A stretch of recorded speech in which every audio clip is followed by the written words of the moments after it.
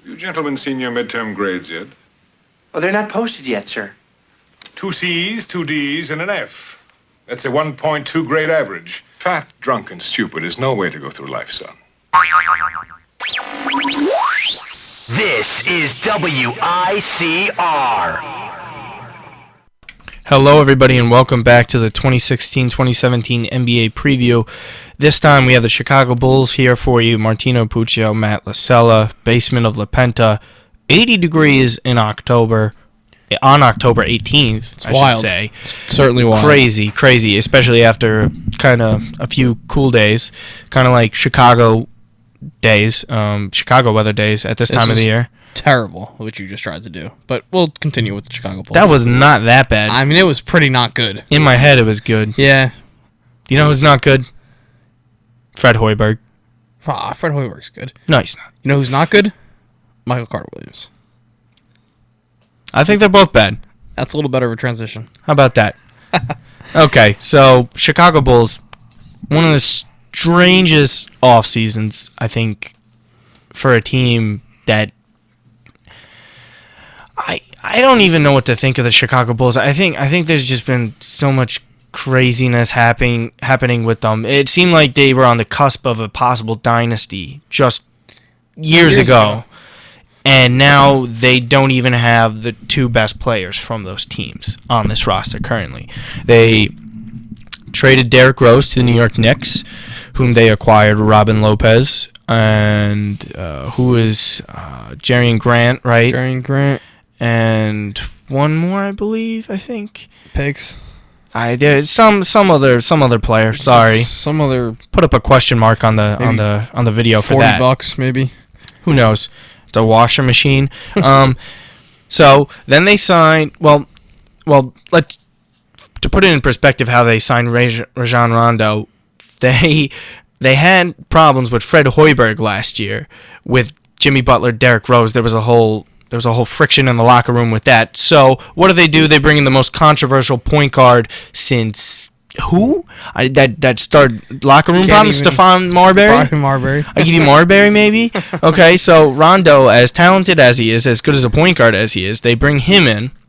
Signed Chicago native Dwayne Wade, one of the best shooting guards ever. He leaves Miami. Strange, definitely new. So they don't have any shooters. No shooters. Starters that whatsoever, are starters. and they have one center on their roster. So they have no shooter. They just have a bunch of athletes. He's solid though. Right? No, and I think Robin Lopez Lopez is Joakim Noah. Like, quite frankly, it's quite similar play. In recent years, anyways. One center on your so. I'm just really having trouble just understanding. You have Taj Gibson. Taj Gibson's a solid player. Right? He can shoot the ball a little bit, rebound, decent defender. They're going to be a slashing team, though. Yeah, Mirotic is your 6-man guy. He's going to put up big numbers. It's going to be very interesting. It's a small team. Bobby Portis has now transitioned into like a center. Kind of. I like Bobby Portis. I think. I guess he's good for the Bulls. He's got that gritty attitude. I guess Hoiberg wants to go small ball lineup and wants to. And if he wants to run, and now you trade for Michael Carter-Williams, which is if that's the way you want to go and you want to run, then that's the guy you want. I mean, you got Nick. I mean, I think Rondo and Wade are a good combo together. I agree. I say that Jimmy Butler. It's going to be the spacing on the court. It's going to be interesting to see how they do that because there's going to be a bunch of moving parts. But then you got a massive guy like Robin Lopez and both guys that are back to the basket kind of guys. Yeah. Taj Gibson too. They're not really stretches. No. Maybe you consider even putting Nikola Mirotic could play power forward. Maybe right. For some lineup they might have to consider that because they're going to need a shooter. And I think McDermott too even could see time.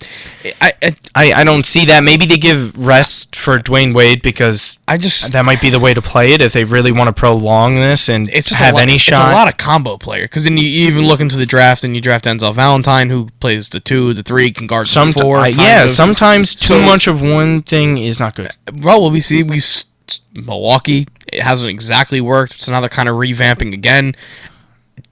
Hoiberg clearly has a thought process here.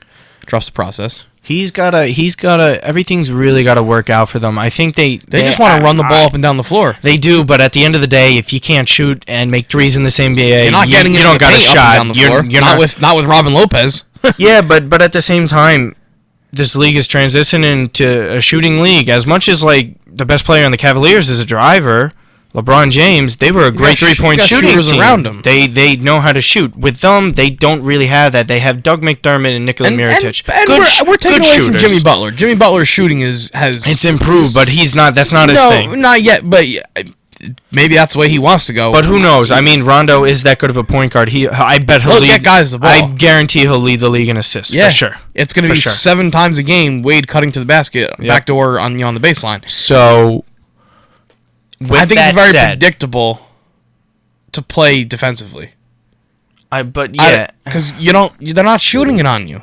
They're gonna hit what 2? They're 3, not, but threes a game, also maybe? just because you know something's coming doesn't mean you can stop it. You know LeBron's gonna be driving doesn't mean you can stop him. Right, but same LeBron thing. James isn't on the Chicago Bulls. Okay, yeah, but Dwayne Wade is a Hall of Fame guard. Right. Jimmy Butler, my Potential opinion, Hall of I Famer. think he's the best shooting guard in the league. James Harden to me is not a shooting guard. Oh, not anymore. Now he's the point guard. Yeah, to me he's not a shooting guard. Well, he's the point guard now. Yeah, I know, but I think that. he's better than Clay, Jimmy Butler. I think he's a much better defender than Clay, just because Clay can shoot. He plays on a better team. According to Jimmy Butler, he's the best receiver in the NFL also. So, well, this is me saying it. I'm not saying Jimmy's not saying it. I'm saying it. I'll say it for him. I don't care. I'll say Jimmy Butler's the best shooting guard, even though he's not even going to be playing shooting guard. He's been playing small forward for them. So, I think it's an interesting lineup. It's very interesting roster. Playoffs? I say yes. I say they're over 500 because they have enough good players. I think they're in the 6 to 8 few range. great I think they're going to be fighting in the 6 to 8 range. Yeah, I agree. think they're too talented. 6 to still- again, injuries would be the I think only we're being thing. a little disrespectful on I think how we are. good. I think the front court is so diminished that it. But honestly, Yeah, all but- they might do is just get rebounds. Just get rebounds. Yeah, but you're gonna get rebounds. You're going up against Drummond, and you're going up against Tristan Thompson and Kevin Love. I think and you're Robin going up Lopez ag- is good enough, and Rondo was a pretty decent. Yeah, Rondo's a decent rebounding rebounder, guard. but not when you're And trying to. Jimmy Butler's a good rebounder. And Jimmy too. Butler's a good rebounder too, but not when you're rebounding against I Andre think Drummond. the loss. Well, we didn't even talk about it. The loss of Pau Gasol was a big Right. one. I think he was their best player last year, besides Jimmy Butler. Besides Butler. I think that's a very big loss for them, but I think we'll see how they adapt to it over time. I think they're going to be fighting in that 6 to 8 range. Yeah, they're over 500. They're a playoff I wouldn't team, be shocked essentially. if they got to the 5th seed. No, I wouldn't be shocked, completely but I also wouldn't be shocked if they don't make the playoffs.